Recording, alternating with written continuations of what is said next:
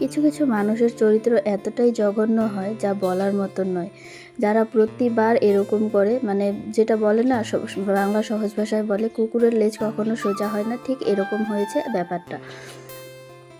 তো দেখো আজকে কিন্তু আমি ভিডিওটা শুরু করলাম আগের দিন বিকেল থেকে। তো আগের দিন বিকেলবেলা স্নান করে এসেছিলাম, তার সঙ্গে কিছু জামা কাপড়ও ধুয়ে এনেছিলাম। তো সেখানে ছিল রেগুলার পরার যে আমাদের জামা কাপড়গুলো, সেগুলো আমার আর মায়ের, তার সঙ্গে রয়েছে দাদার জামা কাপড়। তো সবগুলো ধুয়ে এনে আমি এখানে রেখে কিন্তু আগে ঠাকুর পুজো দিয়েছি, কারণ অনেকটা বেলা হয়ে গেছে। আর এইদিকে দেখো আকাশটা কীরকম কালো হয়ে আসছে। এই কালো হয়ে আকাশটা আসছে, একটু পরেই প্রচণ্ড পরিমাণ বৃষ্টি নামবে। আর সেই বৃষ্টির জন্য মানে কি বলবো, ঘর থেকে বেরোনোর মতন উপায় নেই, একদম কালো হয়ে রয়েছে। কোচবিহারের সাইডটাতে এরকম হয়ে রয়েছে। যখনই এদিকে এরকম হয়, তখনই দিদিদের এদিকে বৃষ্টি হয়, দিদিদের এদিকে বা মামাদের এদিকে এরকম বৃষ্টি হয়। তো জামা কাপড়গুলো তো ধুয়ে এনেছি, পুজো দেওয়া হয়েছে। তো জামা কাপড়গুলো আগে মেলে দিই। আমি বাইরেই মেলতে পারতাম, কিন্তু বাইরে আর মেললাম না। বাইরে মেললে একটু পর আবার তুলতে হবে। যে আকাশের অবস্থা, 5টা মিনিটও আমি রাখতে পারবো না। 5টা মিনিট পরেই আবার আমাকে দৌড়ে ঝাঁপে এইগুলো তুলতে হবে। তো সেটা থেকে ভালো আমি একবারে বারান্দাতেই মেলে দিই, এটাই ভালো। আর মা দেখো উঠোনে কী যেন টুকিটাকি কাজ করছিল, কয়েকটা জিনিস এলোমেলো রয়েছে, ওগুলোকে গোছাগুছি করছে। আর আমি তো এগুলোকে ধুয়ে আনলাম, তো এগুলোকে এখানে মেলছি। এখানে দাদার জামা কাপড় রয়েছে, আমার রয়েছে, মায়েরও রয়েছে। তো রাফ ইউজের জামা কাপড় রয়েছে। গামছাটা এখানে লম্বা করে মেলেছিলাম, নিচে আরেকটা কিছু মেলবো, সে কারণে গামছাটা একটু ভাঁজ করে দিলাম। তো কত সুন্দর করে দেখো হয়ে গেল। এখানে কিন্তু এক সাইডে দুটো করে দড়ি বাঁধা, সুন্দর হয়ে যায়।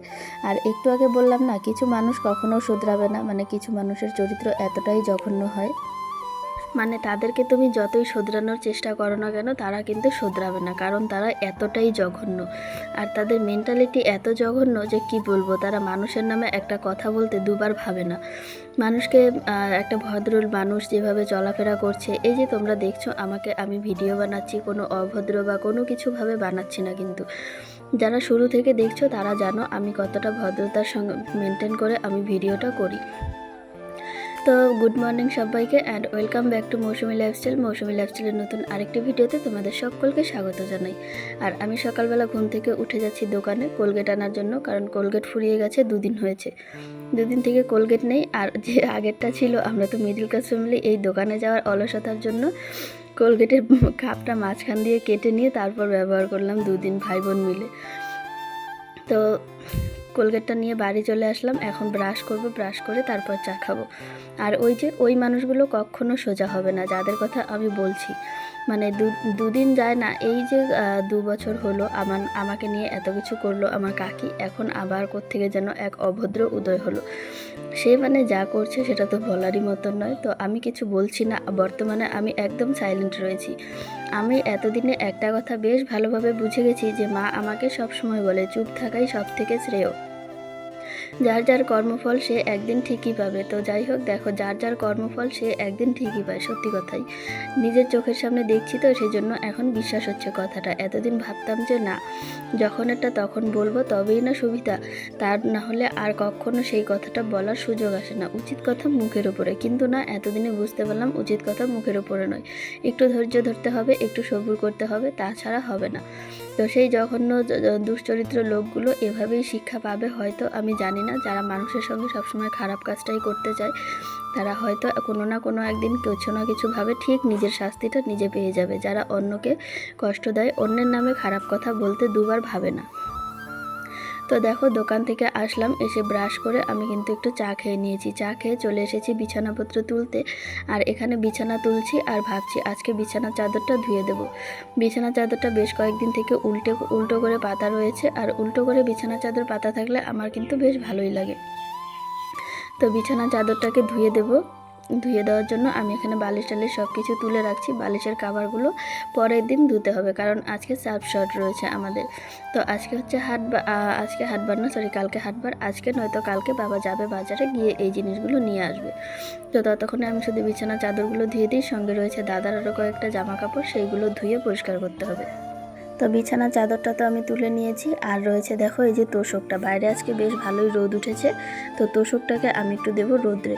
আর এই তোষকটা এত বছরের পুরনো যে কি বলবো, এটা একদম চ্যাপ্টা হয়ে গেছে তোষকটা। মানে কোনো রকম এটাতে শুইলে পরে মনে হয় যেন এটা কি বলে, কোনো পাকার উপরে বা মেঝের উপরে শুয়ে আছি এরকম, এতটা পরিমাণ শক্ত হয়েছে। তো তোষক রোদে দিয়ে দেখি কতটা কি হয়। তারপর এই যে তোষক সব কিছু রোদে দেওয়া হলো, আর এই ঘরে আসলাম, এসে দেখি ধান লোডিং হচ্ছে, কারণ ধান বিক্রি হয়ে গেছে। আর কখন বিক্রি হয়েছে সেটা তো আমি জানিই না। আর এইদিকে মা আর বাবা দুজনে মিলে ধান লোড করছে। তো আমাকে বলেছিল বাবা একটু হেল্প করতে, আমি বলেছি আমি যাব না, ধানের ধুলো আমার প্রচণ্ড অ্যালার্জি হয়, তারপর আমার প্রচণ্ড ঠান্ডা লাগে, তারপর থেকে শ্বাসকষ্ট হয়ে যায়, আমি যাব না, তোমরাই করো। ধানের ধুলোটা আমার একদম সহ্য হয় না। তো এই যে এখানে কিছু ওয়্যারিংয়ের পাইপ রয়েছে, এই দুটো রুম ওয়্যারিং করার জন্য। আরও হয়তো কিছু লাগবে, সেটা হয়তো দাদা পরে আনবে। আর ঠিক এই জায়গাটাতেই কিন্তু ধানের ডোলটা ছিল, আর আমি এই জায়গাটা এখন ঝাড়ু দিয়ে জল দিয়ে ঝাড়ু দিয়ে একদম পরিষ্কার করে দিচ্ছি, তাহলে যেন জায়গাটা ভালো হয়, মানে পরিষ্কার হয়ে যায় জায়গাটা একদম। এত নোংরা হয়েছে, ধান যেখানে থাকে 15 দিনও কিন্তু এখানে ধান ছিল না, তারপরেও দেখো কতটা ধুলো বালি নোংরা সব কিছু এসে এখানে জমা হয়েছে।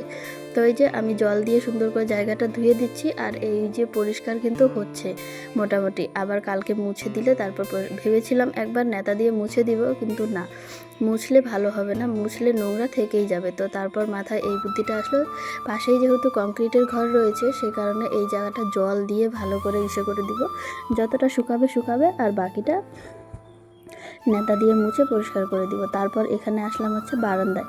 সকাল থেকে অল্প অল্প করে নারকেলের শলাগুলো বের করছি, নারকেলের শলাগুলো অল্প অল্প করে বের করে কিছুটা রোদ্রে দেওয়া হয়েছে, আর ওই যে বাকি রয়েছে এইগুলো।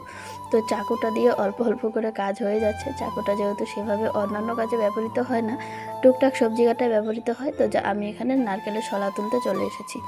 আর এই নারকেলের ডালগুলো কালকেই বাবা কেটে দিয়েছিল গাছ থেকে, কারণ এই সবগুলো ডাল রান্নাঘরের চালে গিয়ে পড়েছে, আর এই নারকেলের ডাল দিয়ে গিয়ে ইঁদুর রান্নাঘরে ঢুকে বসে থাকে। কোথাকার জিনিস যে কোথায় নিয়ে যায় রান্নাঘর থেকে, এই ইঁদুরে এই নারকেলের ডাল দিয়ে ঘরে ঢুকে গিয়ে তার কোনো ঠিক ঠিকানাই নেই। তো আমি কাজগুলো সেরে এখানে বসলাম। তো এখন শুধু এই জায়গাটা পরিষ্কার করে, এই যে যতগুলো এসে নিয়েছি সেগুলো শলাগুলো তুলে তারপর ঘর দোর সব কিছু ঝাড়ু দিয়ে পরিষ্কার করে বের করতে হবে, আর এই পাতাগুলোও ফেলে আসতে হবে। অনেকটা সময় হয়ে গেছে, দুপুর হয়ে গেছে অনেকটা, আর এখন প্রচণ্ড পরিমাণ খিদে পাচ্ছে, কেন জানি না। সকালবেলাও কিন্তু খাওয়া দাওয়া হয়েছে, মোটামুটি 10টা 10:30টার দিকে খাওয়া দাওয়া হয়েছে, তারপরেও এখন প্রায় 2টো বাজে, তবুও খিদে পেয়ে যাচ্ছে প্রচুর পরিমাণে। আর আজকে সকালবেলা এমন খেয়েছি যে পেট ভরেছে কিন্তু মন শান্তি হয়নি, হয়তো সেই কারণেই খিদে পেয়ে যাচ্ছে। তো মা রান্নাঘরে রয়েছে, মা রান্না করছে, আর আমি এখানে শলা তুলছি। তো এখানে এই শলাগুলো তোলা শেষ হলে তারপরেই যাব আমি এই কাজগুলো শেষ করতে। এখনও অনেকগুলো কাজ বাকি রয়েছে, স্নান করা, ঠাকুর পুজো দেওয়া, আরও উঠোন ঝাড় দেওয়া, ঘর ঝাড়ু দেওয়া।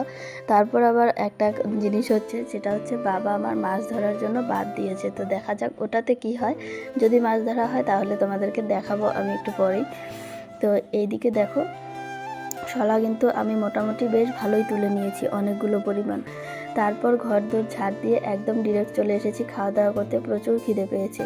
আর আজকে হচ্ছে একদম শর্টকাট মেনু, ঢেকিয়া শাক আর আলু ভাজা, আর হচ্ছে গিয়ে মিষ্টি কুমড়োর ভাজা।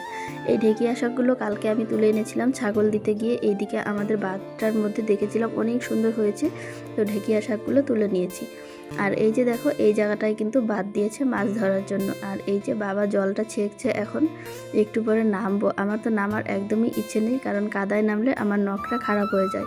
এমনিতেই আমার পায়ের দুটো নখে খুব সমস্যা রয়েছে, যেগুলো হালকা একটু উল্টোপাল্টা হলেই নখগুলো মরে যায়। তো ছোট ছোট একদম ছোট্ট যে মাছগুলো, ওগুলো কিন্তু কিলবিল করছে, আর ওইগুলো তো দেখো তুলতে তুলতেই কিন্তু একদম নরম হয়ে যায়, মরে যায় মাছগুলো, কীরকম হয়। তারপর এই যে আমি নামলাম, আর ওই যে কাকা তো বোন রয়েছে, আর এখানে দেখো কয়েকটা পয়া মাছ রয়েছে, এই পয়া মাছগুলো ধরছি।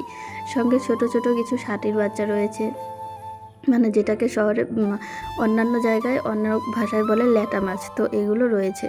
তো এই যে বাবা আমি একদমই অল্প একটু মাছ এখানে রয়েছে, যদিও মাছগুলো এখনও বড় হয়নি, যেমন পুঁটি মাছগুলো বড় হলে কিন্তু অনেকগুলো মাছ হতো।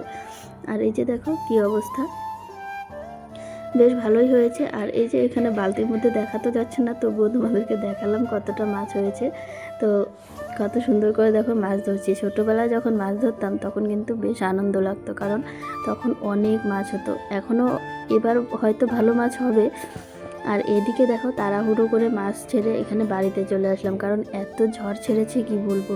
এই ঝড়ের মধ্যে দোলায় থাকাটা ঠিক না। আর দোলাটা তো আমাদের বাড়ির সামনেই, একদম সাথে লাগালাগি। তো এত পরিমাণ ঝড় ছেড়েছে। আর এদিকে ইস্কন মন্দিরের চাঁদা নিতে এসে এখানে আটক হয়ে গেছে, কারণ এত ঝড় আর বৃষ্টিও শুরু হয়ে গেছে। সামনেই তো জগন্নাথ পুজো, রথ পুজো, সে কারণে।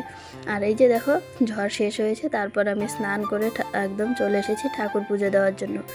আর ঠাকুর পুজো দিতে আজকেও অনেকটা বেলা হয়ে গেছে এই মাছ ধরার চক্করে পড়ে, নাহলে কখন আমার স্নান করা ঠাকুর পুজো দেওয়া হয়ে যেত। এই যে বাবার সঙ্গে যেয়ে আমার মাছ ধরার চক্করে পুজো দেওয়া একদম লেট হয়ে গেছে।